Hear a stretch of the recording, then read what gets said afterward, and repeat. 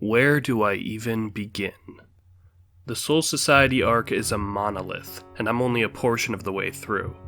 There are so many characters introduced, a whole new world to explore, and so many conflicts to be sorted out. Like with my other videos, I don't just want to sit here and recap an arc for you. I want to focus on the things that really stuck out to me, the things that hit me the hardest. I really wanted to focus on the initial infiltration by our heroes as they try to make their way to Rukia, and how Tite Kubo manages to balance a rescue mission with a whole lot of other stuff going on.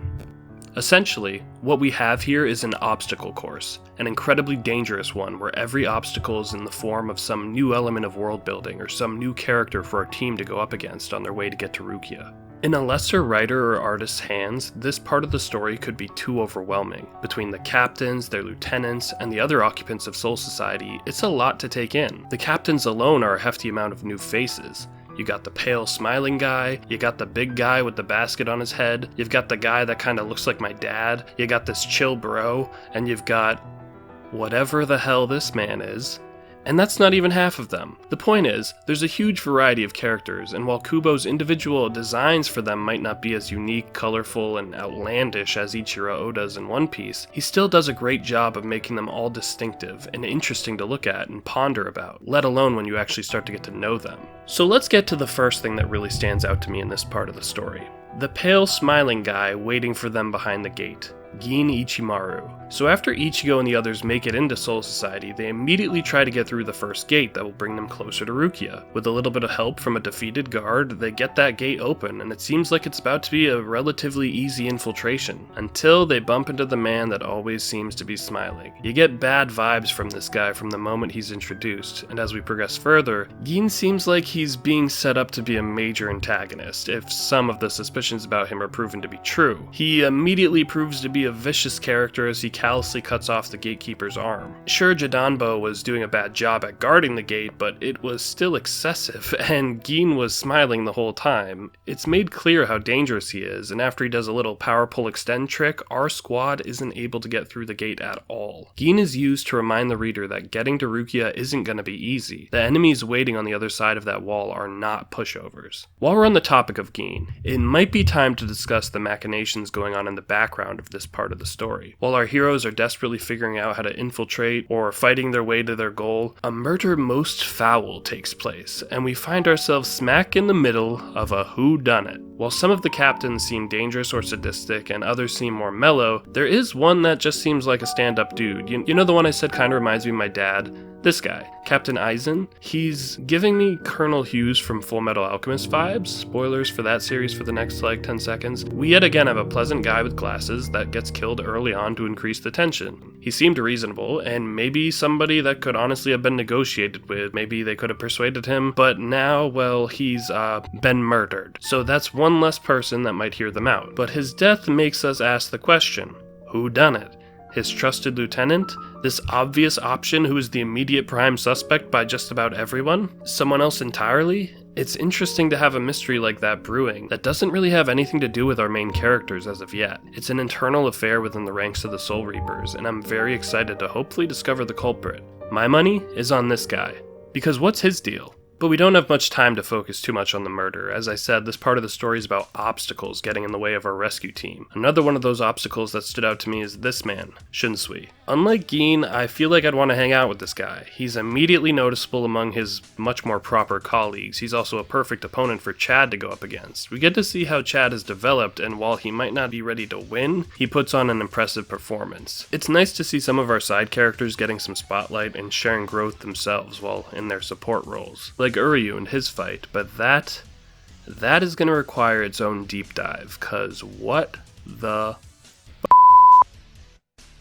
There's also the introduction of Ganju, who offers some comedic relief and some more insight into the residents of this realm. Then there's a low-ranked Soul Reaper that's just trying his best to do the right thing. He stands in stark contrast to many of his colleagues in their own behavior. Both of these characters bring a different flavor to our rescue team and have their own useful skills in this operation, showing that there are people in the Soul Society willing to help them. One thing we also need to discuss is the rematch between Ichigo and Renji. This is the first real rematch of the series so far. The two of them have been set up as rivals, and now we're seeing seeing that get expanded upon. We're seeing how far Ichigo has come, but the more surprising part to me throughout their rematch was the different side we got to see of Renji, and what we got to know about him. When he first showed up, he just seemed like an aggressive lackey, but we get a chance to see his backstory, his real history and relationship with Rukia, and his feelings toward his own captain. As it turns out, he wants to save Rukia and defeat Byakuya just as much as Ichigo, he just isn't willing to try at first. It was surprising to see their match end with him accepting that Ichigo is stronger than him and begging him to save Rukia. The fight shifted Renji from being just a rival character and now is someone that's more than that. I hope to see him continue to grow from this because I've actually turned out to really like him after this fight. The other thing to come out of the fight with Renji is the mystery of Ichigo's hollow mask that ended up saving him. We saw that mask when he was training with Uehara, but it just appeared on his person during the fight with Renji. Obviously, whatever it means, it probably isn't anything good, but we don't really have enough information yet to get into much. But it's definitely something on my radar. Like I've talked about in previous videos, I love the Hollows, so if this weird mask is gonna keep their influence around in this part of the story, or setting up something big for them in the future, that's very exciting. Lastly, we need to talk about this man,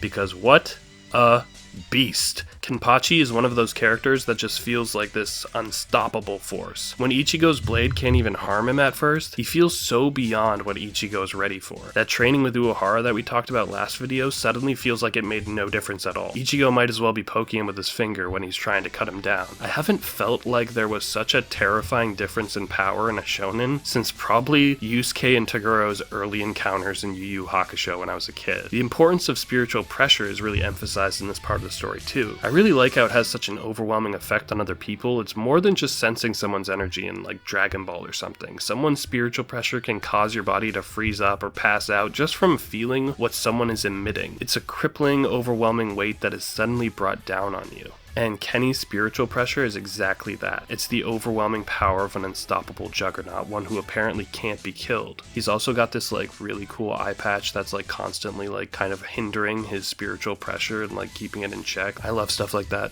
The only way Ichigo can beat Kenpachi is to try to understand his Zanpakuto better. He knows Zangetsu's name, but that's not enough. He has to work with his weapon and have a deeper connection with it, leading to this whole scene that I have many questions about, like who's this evil looking Ichigo saying cryptic things. Kubo was smart to juxtapose Ichigo's budding relationship with his weapon against Kenny and his blade. Kenpachi is so naturally powerful that he doesn't seem to feel like he needs to know his sword's name, not realizing that he's apparently limiting himself by doing that, something he only starts to realize after seeing how quickly Ichigo improved when he got to know his own blade better. Kenpachi is fascinating and so far has got to be one of my favorite characters in the series. I love how intimidating he is, along with his love of fighting. I've always loved characters that get such enjoyment out of combat, that relish the chance to fight strong opponents, and Kenpachi is that, and from the sounds of it, it's because he's always had to be that way. He stands out so much so far from the other Soul Reapers. When Ichigo finally gets to Rukia though, after he's made it through that insane obstacle course, he's still not quite ready yet.